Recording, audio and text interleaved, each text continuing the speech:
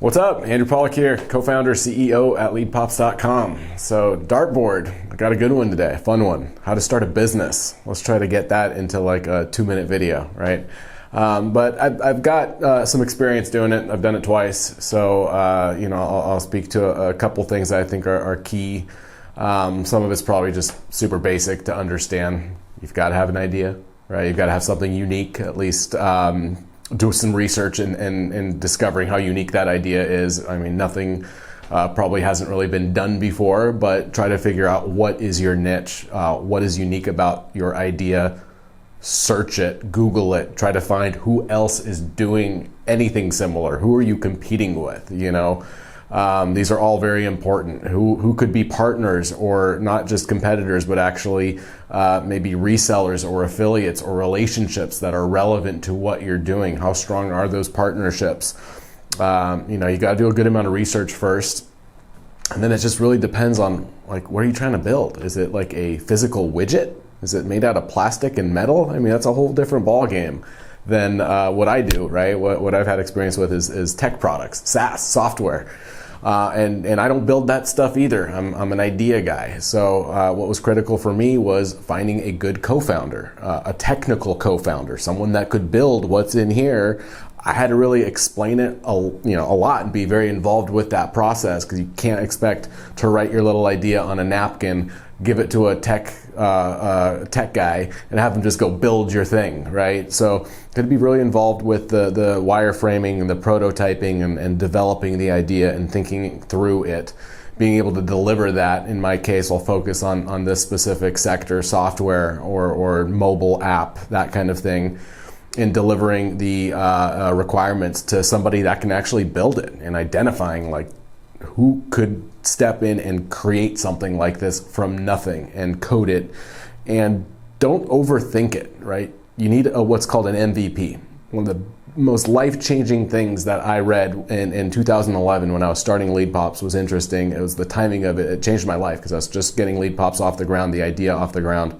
I read The Lean Startup. Great book. Just talks about just a different way of thinking when creating something new. And it goes from a startup company even to businesses that are already working and creating new things in those enterprises of the concept of an MVP. Okay, it's not most valuable player, it's minimum viable product. So that's an MVP. And really just not thinking about this insane, amazing solution you want to build, your dream come true. If you had all the bells and whistles, you can't think about it that way. It's probably, you're not going to be able to build something like that unless you got a lot of money up front and a big investor and all that. Even then, it doesn't make sense to go out and build something crazy because you probably haven't validated it yet. Like, you need to get the market's reaction to it. You've got to test it. You got to see if people are receiving it well. How are you going to sell it? You need to get a little bit of traction on the MVP first and get real-time feedback from the users of that solution, and then you build. And you a lot of times will discover that some of the ideas of what you thought would be really powerful and everybody's going to want this, they don't even want it. They don't even click into your cool little feature you thought you were going to build. There's no interest in that. What they are interested in is something maybe hasn't even crossed your mind yet, and you discover that through iteration, through feedback, through real-time use of your product. So don't go out and try to build the end-all be-all or think, I can't release this until it's got just everything. That perfectionist mentality will defeat your entire project. You'll not even get it off the ground. You're going to think, I got to make it perfect. I just got to have this and that. It's got to do this. Otherwise, what do I have? No one's going to want it. You can't think that way. You got to think, okay, I want it to be solid, good enough, and then I'll build it and make it better and better and better. I'll get some investors in terms of clients. That's your initial investors. Those are the people who are investing, using, giving you feedback. That's what you need first. And then you can make it better. And it's a lot of times a slow process. All right, I'm on year 10 of doing this. The dam just broke like 18 months ago, like 2 years ago maybe at most, but it took a long time, right? Didn't have investors, just had a slow grind to get things where I wanted them to be. Things happen in time. You've got to be patient. You got to know it's going to be probably a long haul. If you give up year 1, 2, 3, 4, 5 even, it's too bad because it's right there. You just got to keep grinding and working really, really, really hard. There is no overnight success story. I'm on year 10 of my overnight success story. And it's kind of crazy because the journey is really, really fun. Because when I look back even at Andrew 2 years ago, some of the things I see that I was doing and thinking about, and like some of the emails when I go and I just run into some email I sent to somebody, like a potential partner of mine, I'm like, dude, that is embarrassing. Can I delete that from the history books, please? I can't even believe I sent that to somebody.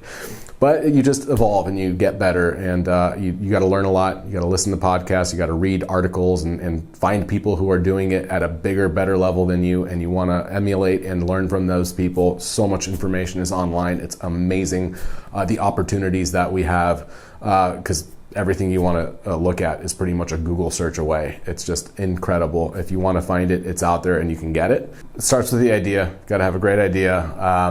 Look up who's already doing it or doing something similar. Find a great co-founder, a great partner that can help you build it if you can't build it yourself. And if you're the one building and doing the coding, chances are you're probably not the best sales guy. If you are, or gal, kudos to you. But having a good partner is definitely really helpful. Validate, test it out, build an MVP first, don't overthink it, and jump on like LegalZoom. Like, you don't got to get too crazy with it. I spent like $300 for the platinum edition of LegalZoom, and I got a little binder and a little kit, and I felt all professional, and it was cool.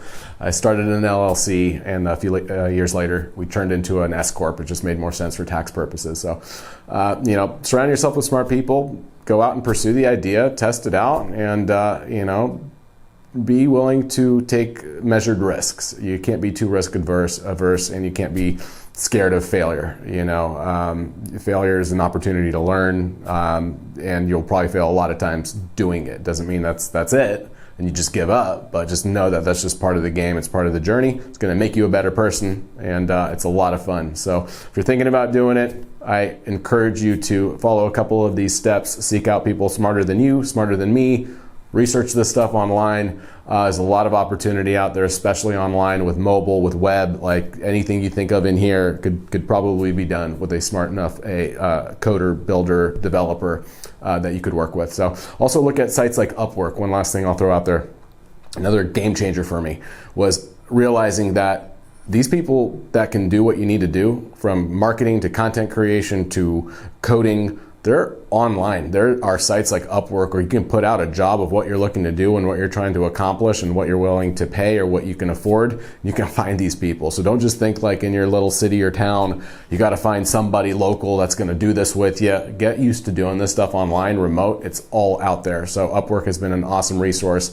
I grew and got a lot out of using a site like Upwork. There's a few different ones out there, but that was the one I chose, and I still use today for a lot of different things. So good luck to you. Thanks for checking out the video. Catch you soon. And if you haven't yet, like or subscribe, comment, tell me about your success story or your failure. Share it with the people. We all learn from each other, and that builds a really cool community. So I appreciate you very much.